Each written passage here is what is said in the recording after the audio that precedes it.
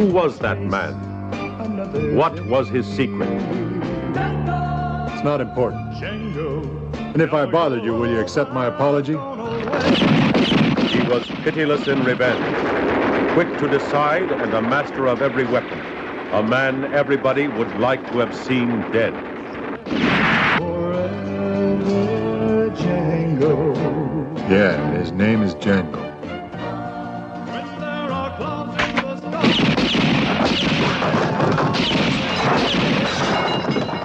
Django, the title of a film you'll never forget. Django. How many men you got left? You tongue-tied? Or don't want to tell me?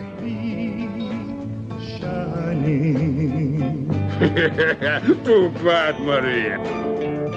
Django, an audacious man of action, capable of a tender, hopeless love which could only last a day, but a day which was worth all eternity. I'm glad I made you feel like a real woman. Very glad. I mean that.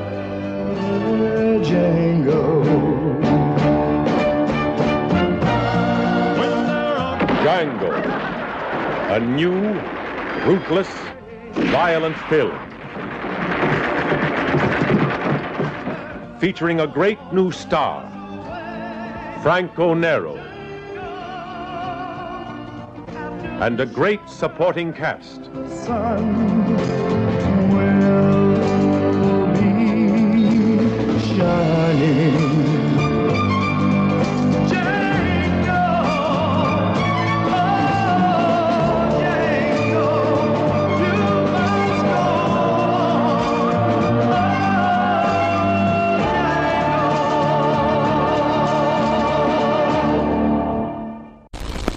All right, so there's the trailer for Django. So, Smoak, I know this isn't the first time you've ever seen it, but Donny, what about you? This was a first-time watch for me. I had not seen it previously. Glad I watched it, though. It was a good one. Had you ever seen, at the least, Django Unchained, the Tarantino flick with Jamie Foxx? Had you seen that one yet? I no. Oh, wow. Short answer is no. That might be one we have to throw on Cult Corner eventually, too, man. That's another great one. I've seen that one. And if I've seen this movie, it was a really, really long time ago, because there were certain aspects of the movie I remember, like not just the song, right? Because that song gets stuck in your head even because they play the same song. Donnie, you're not aware of it. This song is in the Tarantino flick too, in Django Unchained, but not just from that though. I remember certain scenes, so I must have seen this at some point. But God, man, that must have been a whole other lifetime ago. That must have been a long time ago. Rented it back in the day, or maybe I saw it on cable back in the day. I saw it sometime back in the late 80s, early 90s. And then I rediscovered it when Anchor Bay put it out, first on VHS. And I think I still have the Anchor Bay VHS. Because, they released some stuff on VHS as DVD was coming to be. So it was about 97, 98 when I bought that VHS, because I didn't have a DVD player yet in 98. So I bought the Anchor Bay VHS, and that's how I kind of was reintroduced to it. So I hadn't seen it since late 80s, early 90s until I bought that back in it was late 90s, early 2000s. So there was a good decade in there that I went, without watching it. So ever since then, I saw it once back in the day, and then I've probably seen it maybe 3 other times before this. So I've probably seen it almost maybe 4 or 5 times. Now's a good time as any to go ahead and dive into the background information. Now, some of this I felt was pretty interesting, including these 2 alternate titles that I found, because I think these are more, yes, they're alternate titles, but they're more like translations of titles that are just kind of so off the rails from what the name of this movie, like literally in almost every sense of the way, this movie is called Django just about anywhere in the world, right? Except apparently in Japan. In Japan, the literal title, there's two, I guess, translations, however you want to phrase it. The literal title is Wilderness Bodyguard Continued. I don't know, man. The second one, this is even better. Smoak, you might appreciate this. A Fistful of Dollars Part 2. And that is the Japanese English alternative transliteration, or transliteration, that's about right. That's me. Let me start that over again. That is the Japanese English alternative transliteration title. A Fistful of Dollars, Part 2. I would think that everybody involved would probably take offense to that, as far as like Sergio Corbucci, Franco Nero. Even though Franco Nero, okay, you could say Franco Nero does look quite a bit like Eastwood looked in his spaghetti western days, which is probably why he got these jobs as an actor in these movies. But yeah, I think that sells it a little bit short. Yeah. I'm not to say that this is any better than Fistful of Dollars by any means, but different than a lot different. Not a copy of it, A lot different than. Yeah. It was released April 6th, 1966 in Italy, and it wasn't until December of 1966 here in the United States that it would have been playing, in the drive-ins or wherever it got played. It was produced by BRC Produzione Film and Tessisa, I guess that's how you say it, T-E-C-I-S-A, Tessisa. And it was distributed by Euro International Films. This movie is not rated, and it has a total runtime of 1 hour, and 31 minutes. It was filmed around in spots around Madrid, Spain, and in different various spots around Rome, Italy, from December of 1965 to February of 1966. From one thing that I could tell, one of my sources, it said that there have been over 30 unofficial sequels to this movie. I guess Django Does Manhattan or whatever the hell, right? There's over 30 of those that have some type of Django in the title or something. But only Django one in space. But only it's like the Amityville movies, right? There's 40 Amityville movies. But there's only one official sequel to the movie, and that was called Django Strikes Again. That actually had Franco Nero, reprising the role of Django, and that came out in 1987. And then apparently there has still been talk of a third movie being made titled Django Lives. And best I can tell, that's kind of still in development. It sounded like it was actually getting pretty close to happening before COVID, kind of changed everything really. And then it just kind of went away again. But maybe that's something that sees the light of day one of these days. Who knows? But there is a series, which I guess is kind of a modern reimagining, so to speak, of this original story.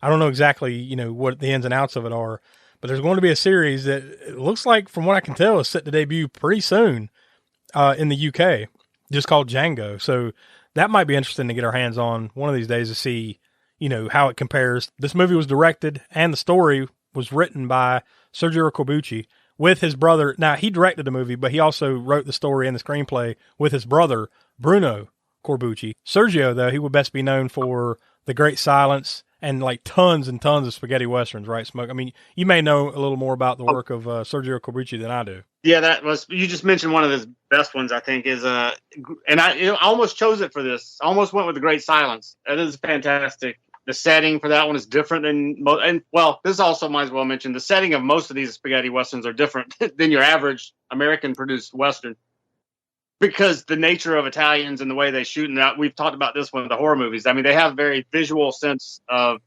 a scene or whatever, where it doesn't matter whether it's a horror movie or a western or whatever, it's going to be sort of a dreamscape of sort.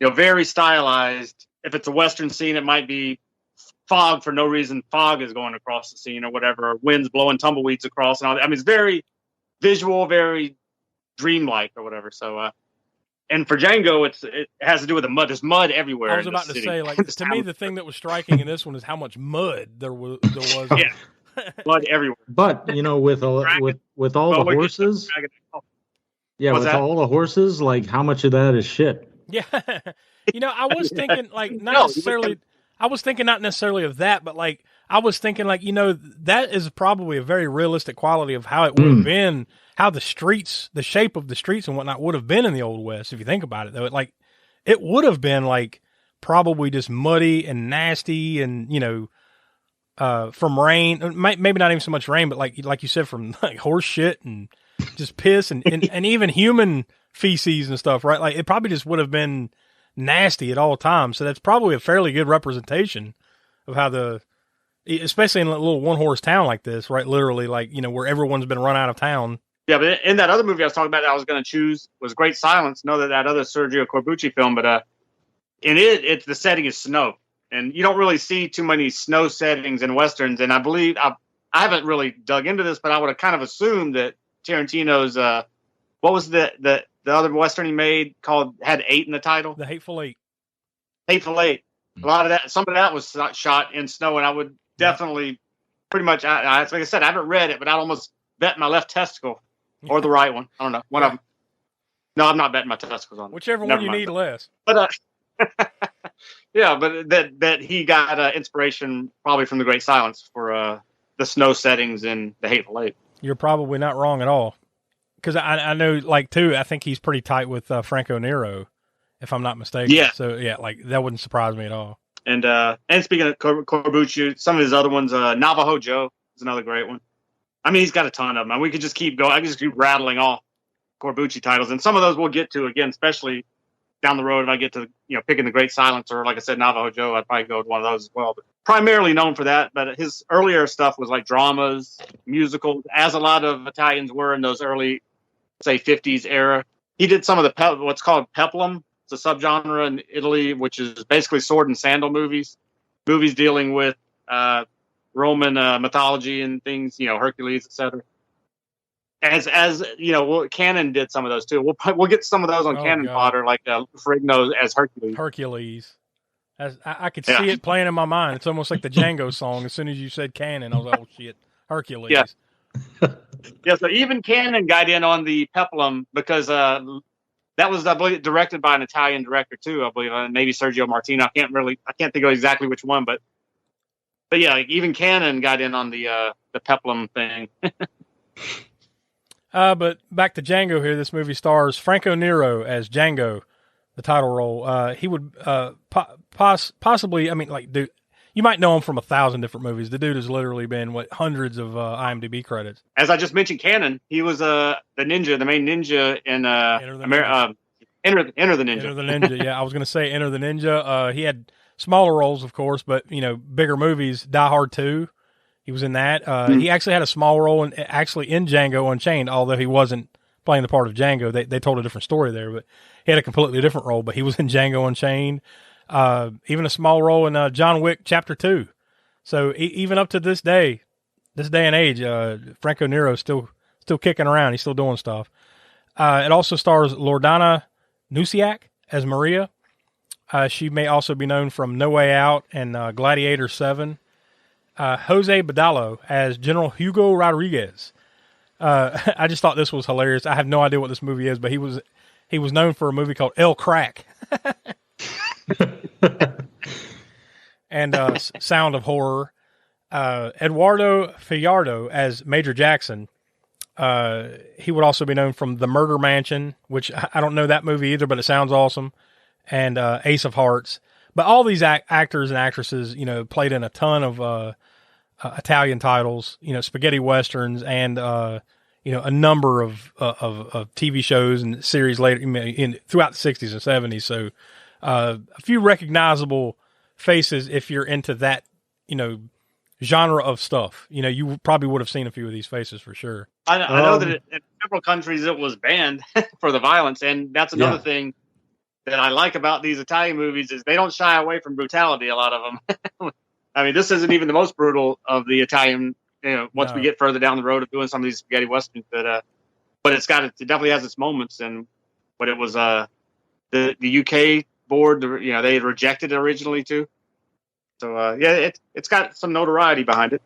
Yeah, they were notorious for, cracking down on, these type, not only horror, but these type of movies as well, with the video nasties and all that kind of stuff, years later. So that doesn't surprise me.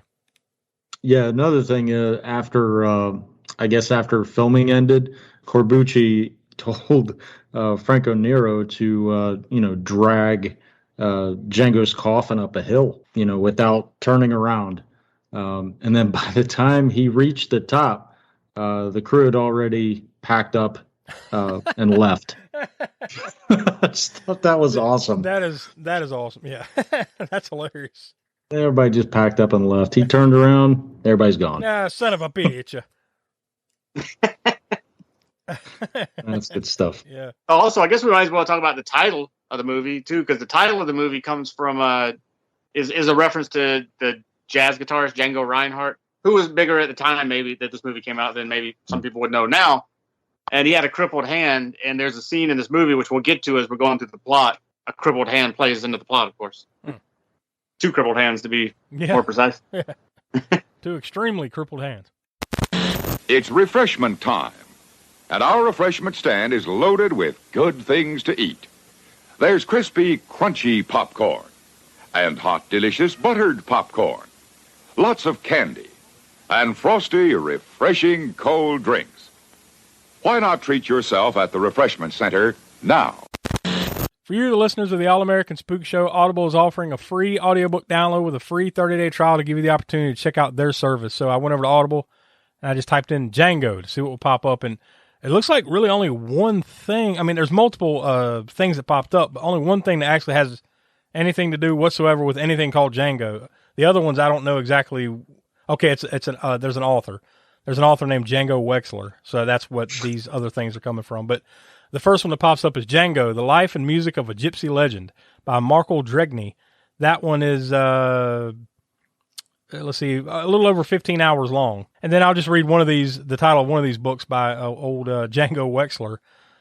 The Price of Valor, The Shadow Campaigns, Book 3. It looks like there's at least 5 of those books here because there's a book 5 right above it. But that one is almost 21 hours long, so that's a pretty big novel. So, yeah, if any of the works of Django Wexler interest you, or this book about this gypsy legend Django, it's all available there on Audible. So if you want to go check those out, you can go over to audibletrial.com/spookshow. Again, that's audibletrial.com/spookshow for your free audiobook. So I'm going to hop back over to IMDb, and I'm going to type, or not type. I don't like typing. I like clicking.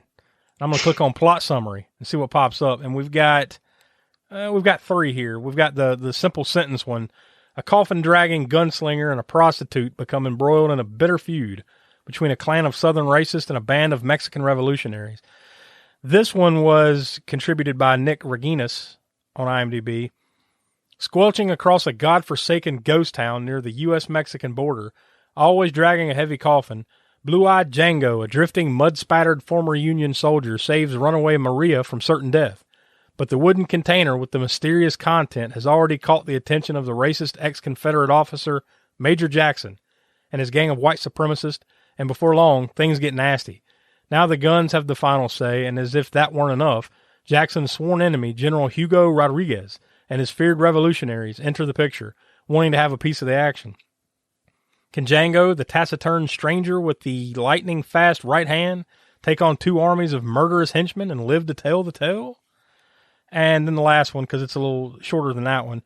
Walking through the desert dragging a coffin, a lonely cowboy rescues Maria from a group of bandits.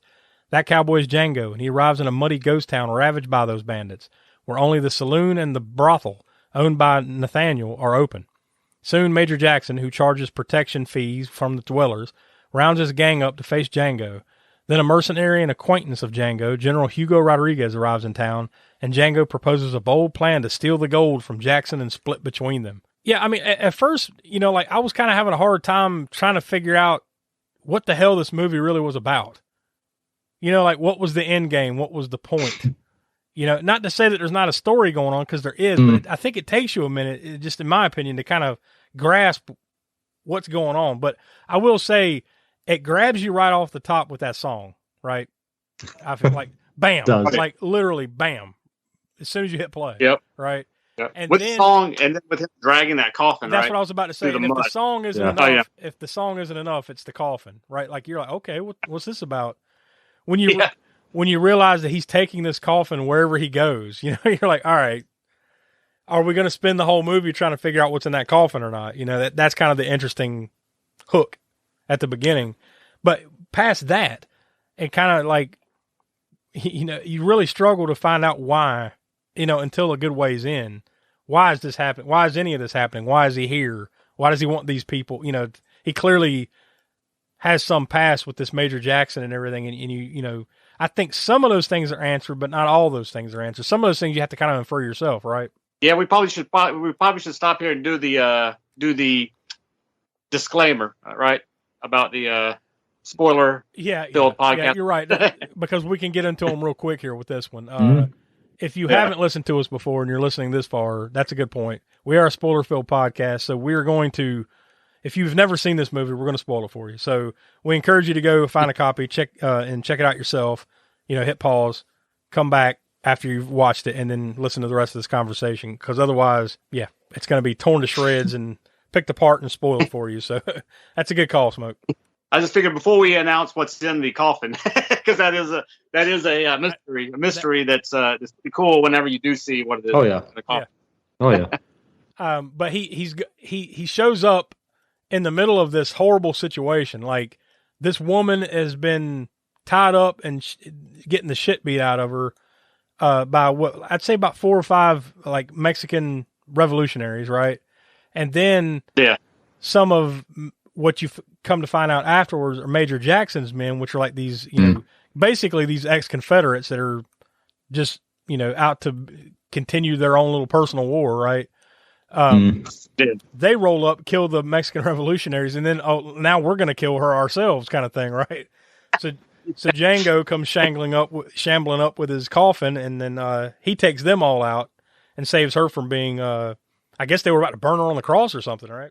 Something, yeah. And also, this is probably a good point to say that, like, there are, besides Django, and I mean, it's an Italian thing, so they're and also a rugged Western outlaw type thing, that there's not really, other than Django and maybe the prostitute or whatever that he's, not hooking up with, but that he's befriending or whatever, there's not really many good guys in this movie. Because you think, of course, you got the ex-Confederates trying to, continue their thing, and then you got the Mexican revolutionaries doing their thing, but none of them are good guys, really. I mean, they're fighting each other, but you find out, you think, okay, well, these ex-Confederates are getting killed off. That's cool. Okay, they're the bad guys. And then all of a sudden the Mexicans come to the forefront, but they're not any better. They're equally, messed up as far as what they're doing. And so that it's just that they're the only good guys really that you got to look to in the movie is Franco Nero, really, and maybe the bartender is not a bad guy or whatever, But there's not really, he's just there's not clear good guys versus bad guys, other than, like I said, Franco Nero being the main focus. He's just basically your average saloon pimp, with a heart of gold. That's the saloon pimp with a heart of gold. Yeah, you're right about that. And even Django really is more of like an anti-hero kind of thing, right? Like, because he's not really, he's not the virtuous hero or whatever you want to call it. He's just slightly more palatable than the rest of these fools, in this movie. But there's that weird situation too with Major Jackson, where like clearly like there's this band of Mexican revolutionaries who basically can't go back to Mexico, right? Because if they go back to Mexico, they're going to be killed. Then you've got Major Jackson, who's an ex-Confederate, I guess, major, whatever he is, colonel, whatever the fuck, and he's still got this group of men that I guess follow him blindly no matter what. I guess they all still have like a hate boner, right? So, but then so Django pretty early on dispatches of, about 5 of Jackson's men. And then he's like, how many more men you got? 48. All right, we'll go get them. Bring them on down here. Right. Then, right. Django, this is going to give the big reveal to get to my point. Django pulls out of the coffin that he's been toting around this whole time a machine gun and lays down just about every one of these men. Like maybe 10 of them get away or so, right? Like most of them all get mowed down by the machine gun in a coffin. Yeah, basically the 48 people that he said he had, he comes back to town, to this one horse town with, and Django's sitting behind this giant tree trunk, this old tree stump thing on the ground, with the coffin sitting there, right? Yeah. They're just coming in around the sides of buildings, coming in on horses until all 48 of them are there. And then, he just rips open the coffin lid, jerks out the Gatling gun, and just. Now, I say all that to say right before that happens, Jackson and his men are basically just cold-blooded, like murdering Mexicans in the streets. Like they have them all like as prisoners or something. Then he just let them go one at a time and then let them run as far as they can, and then just pow. And then another one, pow. It's just fucking horrible, cold-blooded, right? Basically, for no reason other than, fuck you, we're going to do this, and these are Mexicans, right? That's the whole premise. Fast forward to after Django massacres all of his men with the machine gun, right? and now he's at this fort. There's a fort called Fort Chiriba that I guess Jackson is at. Now, these men that are there, are they not Mexicans? In that fort where they go and steal the gold, right? Wasn't that like a Mexican fort where Jackson is there with the Mexicans? Or did I read that wrong? I thought that the Mexican revolutionaries were, I don't want to say feuding, but kind of enemies with Jackson. Is that? Yeah, they are. And that they established that pretty quick, once you meet the Mexican revolutionaries and General Hugo and all that. But I mean, like, when they go and steal the gold, or remember Django, he convinces General Hugo to, like, hey, if we go over here to the Fort Chiriba and we steal this gold, then you guys, I'll take my cut and you guys got enough gold to go back to Mexico, right? That's the whole premise of it. So when they go to steal the gold, is that not a fort of Mexicans? Or did I just read because, like, Major Jackson is now hanging out with, like, the Mexican army is what it looked like to me. Or did I read what that fort was wrong? I guess that's what it looked like to me as well. But I mean, I guess because they're revolutionaries versus the Mexicans, like the Mexican army, right? Yeah. But like, are you referencing as far as like how the soldiers looked, or because those soldiers that are with Major Jackson at that fort when they go to steal the gold? Yeah. What are those soldiers? Are those Mexican soldiers, or are they just more of Jackson's men that Django didn't mow down, and they all hang out at this fort? I guess that's my question. Yeah, I don't know. I just once again, with this being I guess kind of shot in Spain and Italy. That's a good question. I don't know how to answer it. Yeah, I was just kind of unclear on that because, like, clearly, like, this dude's a racist, old ex-Confederate Southern guy who does not like Mexicans. He's cold-blooded murdering Mexicans in the streets, then turns around and like, oh, by the way, the Mexicans are keeping my gold at this Fort Chiriba over here. So he's hanging around with them as the Mexican revolutionaries show up to steal his gold.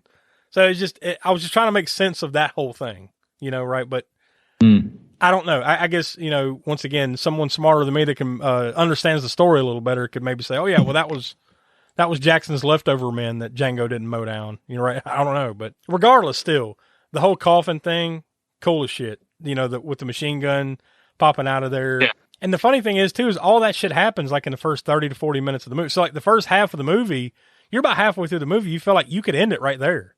You really could. You could just, all right, well, whatever his motivations were, his revenge, you hadn't really made that clear yet.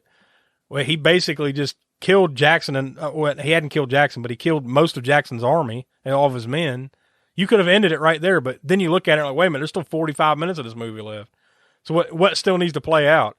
But then you come to find out there's this whole back and forth with General Hugo and his men, how like they help each other go steal the gold. Then as soon as they get back with the gold, of course, Hugo doesn't want to give up Django's part to him.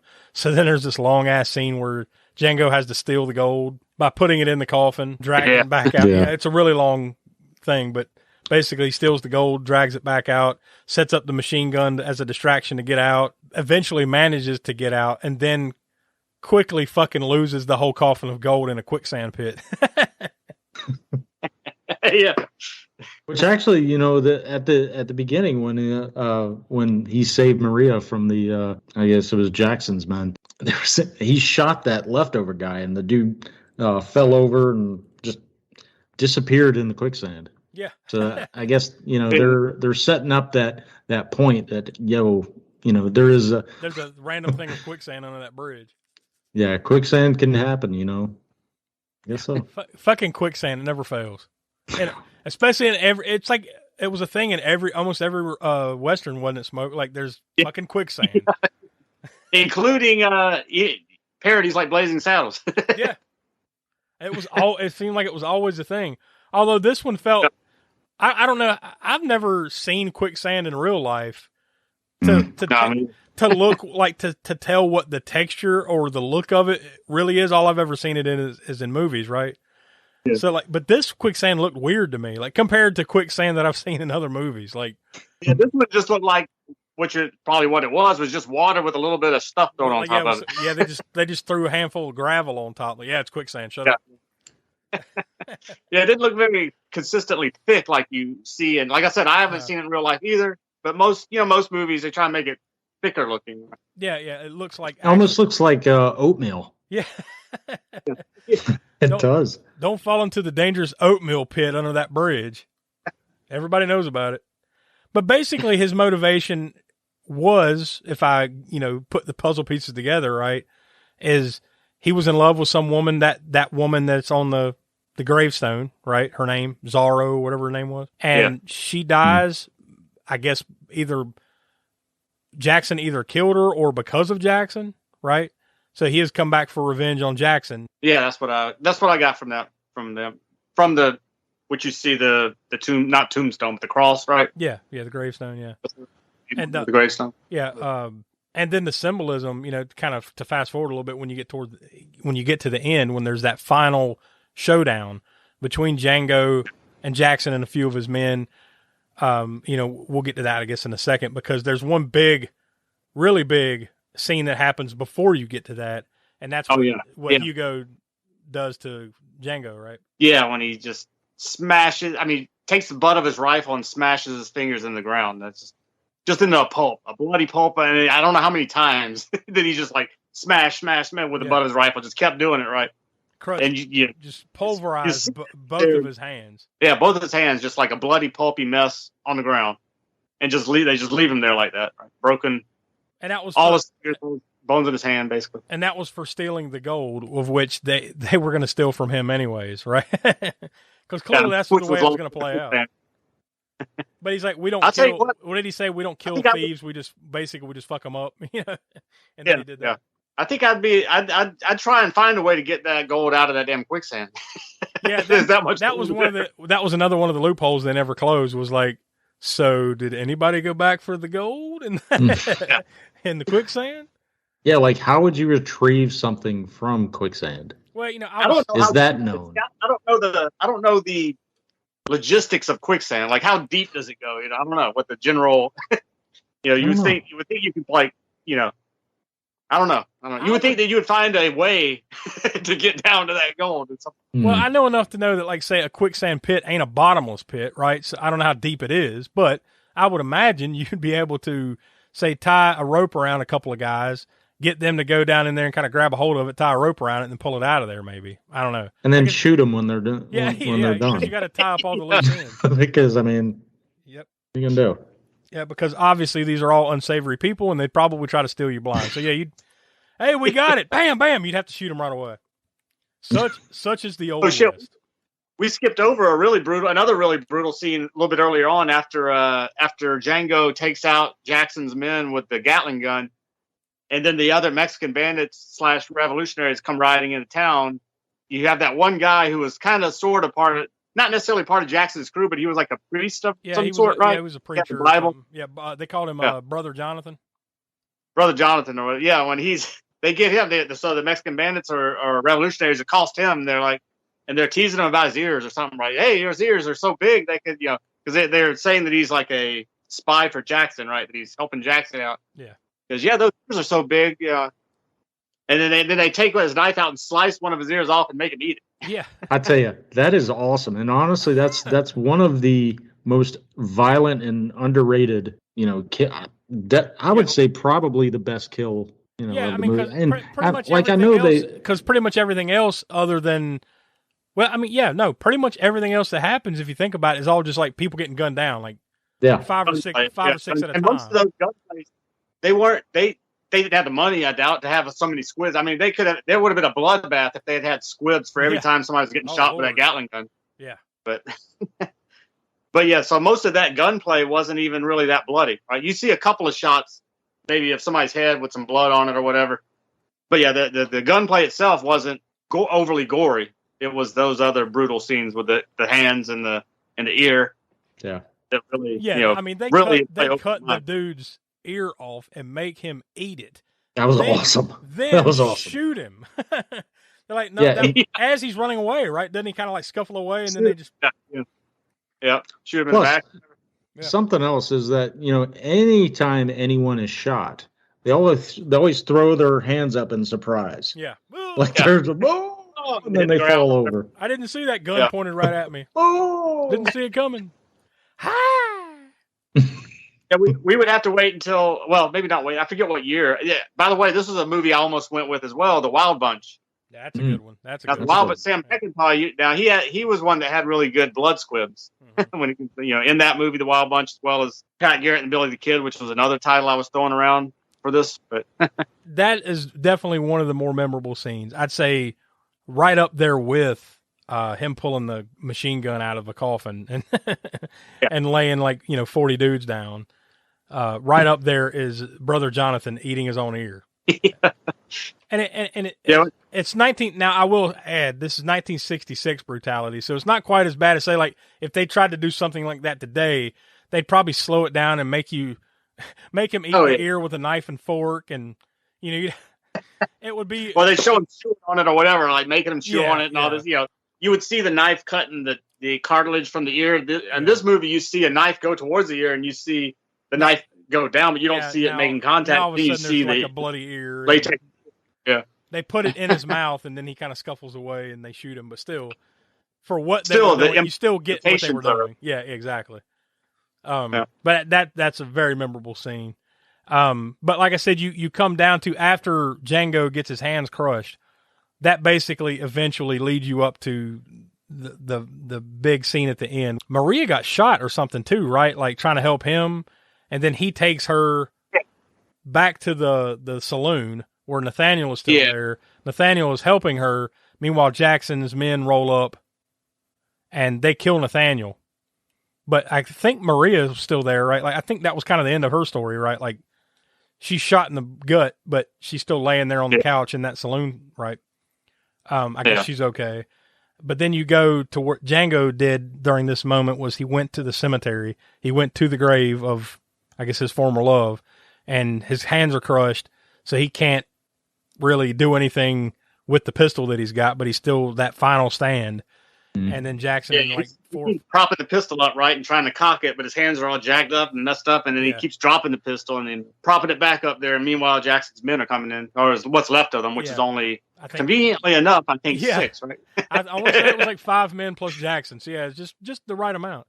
But they kind of have a little bit of a face off. They talk a little bit, and then Django shoots all of them. Like he musters up enough, I guess, energy, however you want to phrase it, in his hands to just pap, pap, pap, pap. He mows all 6 of them down, and that's pretty much as it ends. But the symbolism that I was talking about there at the very end, where he has the pistol kind of jammed up on the cross, and then he shoots all 5 or 6 guys, and then the pistol is still hanging there off the cross with blood on it. Oh yeah, as blood all over the handle from his hand, whatever. Yeah, as the movie ends, I thought that was a cool little, the symbolism to like, all right, well, I got my revenge for whatever happened to her. The end. Yeah. So I think it took it a little while throughout the movie, in my opinion, to get to what the point of this movie was, other than just, a dude coming in and mowing everybody down. But I think once you got there, right, overall, I felt it was a really good story. And I think that kind of redeemed him a little. That kind of redeemed his character a little bit, because once you find out that it is about his former love, he's taking revenge for her, it made him a bit more of a, I don't know if you call it likable or heroic type figure or whatever, rather than just being out for the gold. Like he's just stealing the gold from him or whatever, and he's going off into trying to take it and go his own way or whatever. Yeah. They could have left it at that, and then he wouldn't really, his character wouldn't have been, I guess, as high as you see him as at the end of the movie, like you said, with that symbolism of the gun on the cross of his former love that Jackson's men had killed, or Jackson himself killed, or whatever. Yeah, I mean, so without ever have seen that second one that they made, 20-something years later, and without there even being a thought of there's going to be another one of these stories with Django in it, that's a good ending of it. Like, well, you're left to assume that, like, he got his revenge, now he's hanging up his gun, so to speak, and now he can go live his life with Maria that they had talked about in the movie. So I think it's a good full circle type of story in the end. Although some of the pieces you have to infer yourself, but I think once you kind of stop and think about it and figure it out, you get there. So since this is Cult Corner, we don't do kill counts and we don't do gore scores and everything. Donny, where's the Cult Connections? Come out and play! Well, you got them? All right. So, maybe surprisingly, not surprisingly, there are no connections to any of any of the past Spook Show episodes. Though we did talk about Franco Nero being the main ninja and Enter the Ninja, which we will get to on Cannon Fodder. So there is that potential.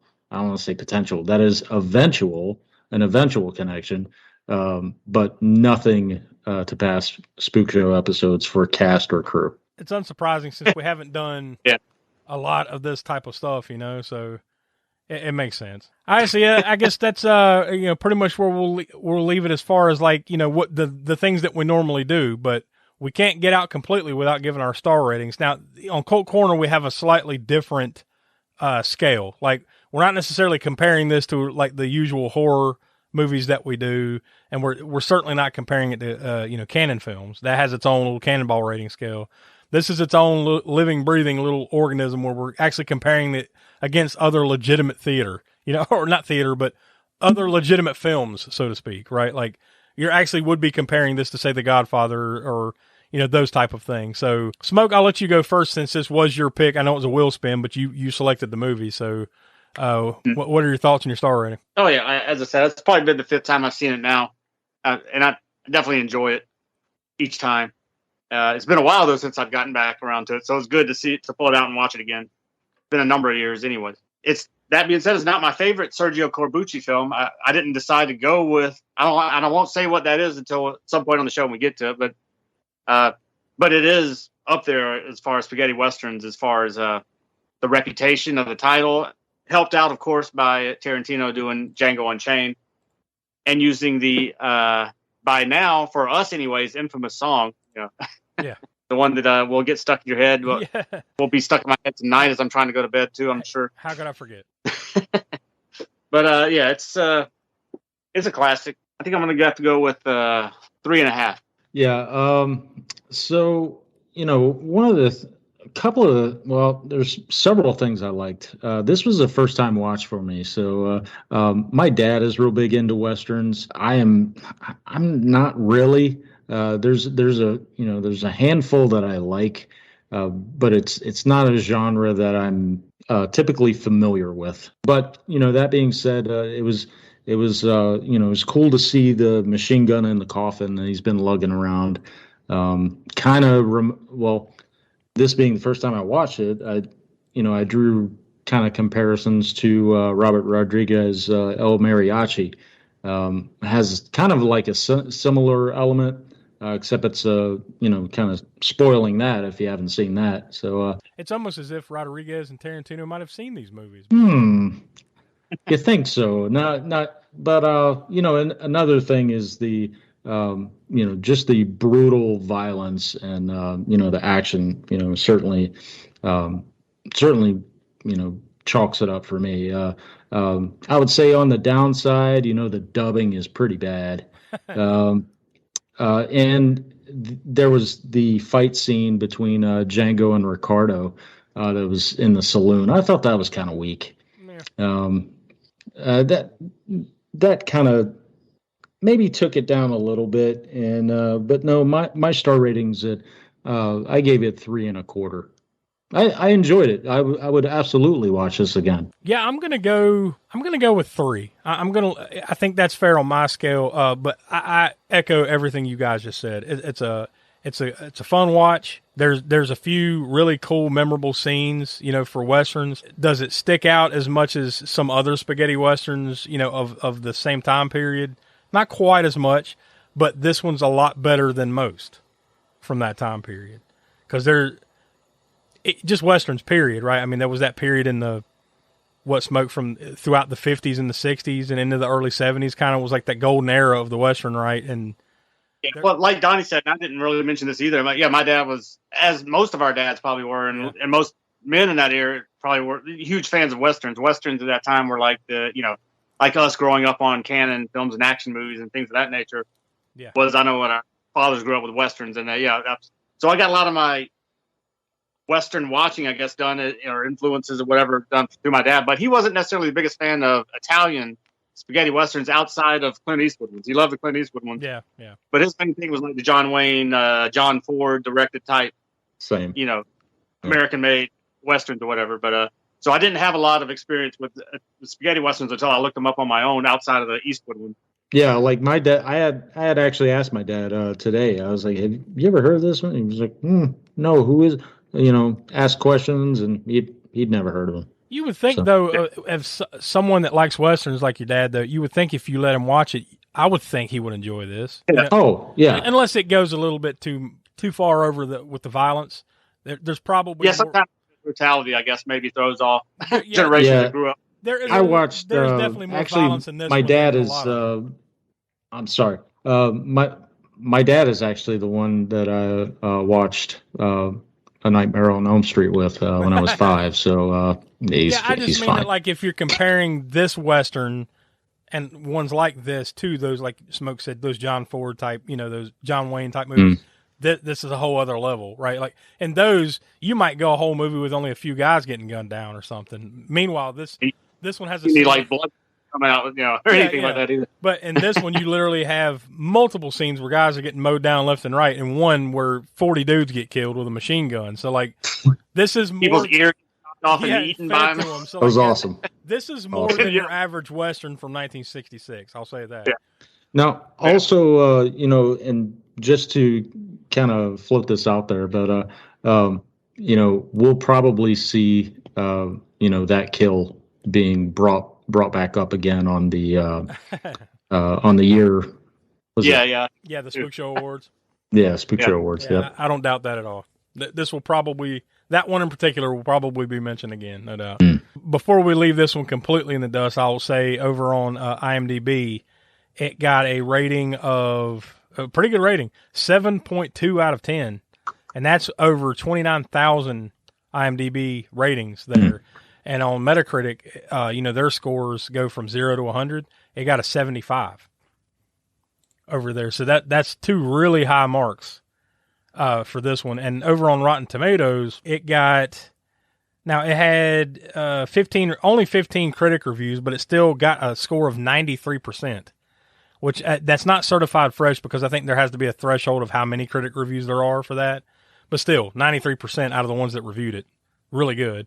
And an audience score of 83%. So across the board, everybody that, I think generally most people that have watched this enjoyed the movie. And I think we echo that. And I think it'll be interesting to see what Will has to say about it because, like we said at the top of the program, his history with Italian stuff, it's sketchy at best. So we'll see. It'll be interesting to see. But before we close up shop here, I'll talk about what we're going to be doing next week. Usually we have kind of a back and forth kind of like with our horror selections. We all kind of pick one. So like Will pick one, me, so on, right? And then we rotate back. Well, to get us back on to where we're not always picking the same old new movies, we always throw a wild card in there. So with that being said, this time we're going to do a wild card next week, and it has to be a newer one. So we're just going to go right back to the old Hellraiser well, and we're going to watch the next one. Hellraiser Inferno from 2000. For me, I think you're getting in that range of, it's debatable whether I've seen this or not. I think so, but I have to watch it to remember. So it's going to be interesting to see once we go back to the old Hellraiser well once again, and coming closer and closer to we're not there yet, but we're getting closer and closer to wrapping up the series. So we're closer to the end than we were the beginning. So I'll say that with this one. So, on IMDb, the synopsis says, a shady police detective becomes embroiled in a strange world of murder, sadism, and madness after being assigned a murder investigation against a madman known only as the Engineer. We'll see. I know Will, once again, he's probably been just as big a fan of the Hellraiser movies as he was Italian flicks. So we'll see. We'll see what he has to say about this one. So I guess that's pretty much it, though. I think we've said enough. So I guess for next time when we get to watch Hellraiser Inferno, and for Will, hopefully he's back on. Donnie, Professor Smoak, I'm Josh. We're from the All-American Spook Show, and we'll talk to you next week. See you. Django, have you never loved again? Love will live on, life must go on, for you cannot spend your life regretting.